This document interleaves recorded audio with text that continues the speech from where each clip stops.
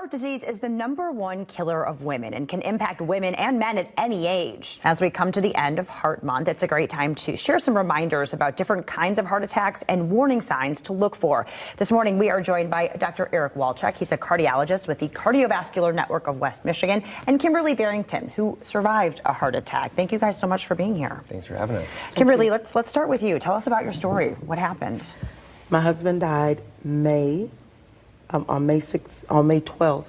We funeralized him, and on May 18th, I had a heart attack. He died from a heart attack, and I had a heart attack. I thought that it was just indigestion, and I was just nauseated. I was vomiting, had blurred vision, and I was like, okay, so I'm a veteran. I called the VA, and they said, you know what? I think that you might need to call 911. We'll stay on the phone. I dialed 911. They came. They got me to the hospital, U of M, and I'm just like, oh my goodness, it was scary. Yeah. Yeah. But the reason that you are okay today is because you got to the hospital quickly enough. Well, I knew this wasn't normal. Right. But I wasn't having heart attack symptoms. I just thought, oh, okay, my acid reflux is acting up, and it's more than what it needs to be. And I said, maybe I need to call, the VA, and I can probably get an appointment in. And they said, no, I think that you need to go to the hospital and let them check you out. And I just thought that it was interesting because when I got in the hospital and they came in, they did an EKG, they took some blood work, and then I heard all of this commotion, and they had pushed the button that somebody was having a heart attack. And so the nurse that was with me, she was just holding my hand. She goes, it's gonna be okay. And I said, I hope so. And I said, well, is it okay if I pray out loud for the person? And I said, and hope that it's not unto death.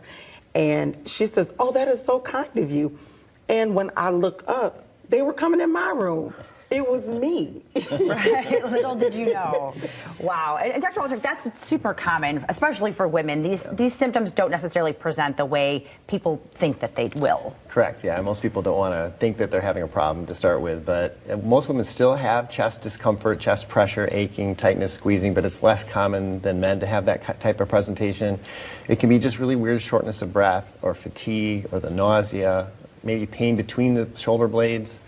Shoulder and arm pain's a pretty good marker, but you're not thinking heart attack when you're feeling all those kind of things. Right. And let's talk a little bit more about Kimberly's type of heart attack that she had, because it's kind of a different than the traditional, what people think of as a heart attack. Yeah, we kind of drop them into a couple different bins, and the type 1 is the classic, a cholesterol blockage that cuts off the blood flow, and maybe you end up getting a stent or a bypass or something like that. And she had what we kind of call a type 2, which is a supply and demand mismatch kind of situation where the heart rate's going too high. There's low blood oxygen from pneumonia. There's anemia from low blood counts. Basically, the heart's working too hard and it has damage, or has a very intense fight or flight reaction from like a very emotional event sometimes. Right. And what is the takeaway from her story, would you say? Speed. Yeah. We need speed. We need to get to the person, get them the right diagnostic tests and treatment, because time is muscle and we don't get it back.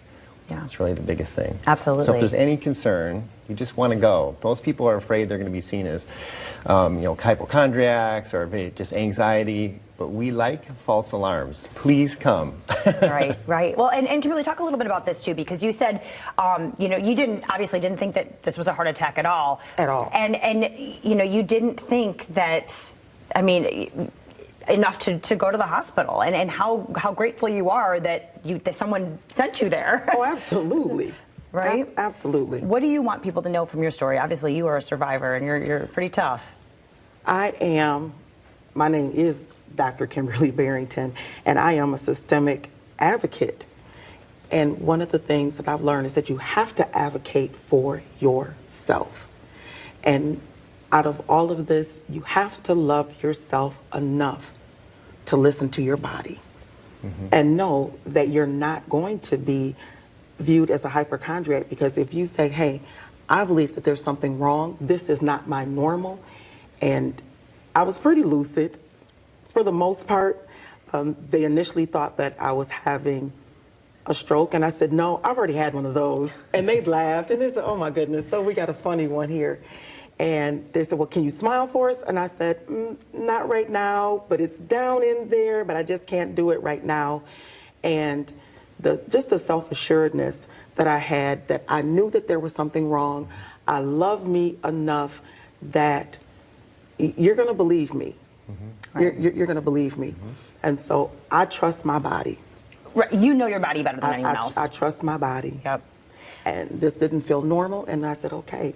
And the takeaway is love yourself enough. Many times we say, oh, I can wait, it doesn't matter, you know, I can just poo-poo that off, or I'll get to it later. And then everyone says, well, didn't you know? Didn't you know? And they'll say, well, you know what, I did, but I didn't think enough of me.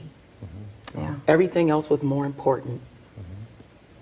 But I have to remember that I am the most important, because if I'm not here, nothing else is going to work. It's great advice. Yeah. Well, we are so grateful that you're doing well. Thank you so much for being here and sharing your story. We really appreciate it. I just need, as an advocate, I have to say this. We have a white male that's on stage. He has on a white coat. He's wearing brown glasses, and he has the most wonderful military haircut, and he's very handsome.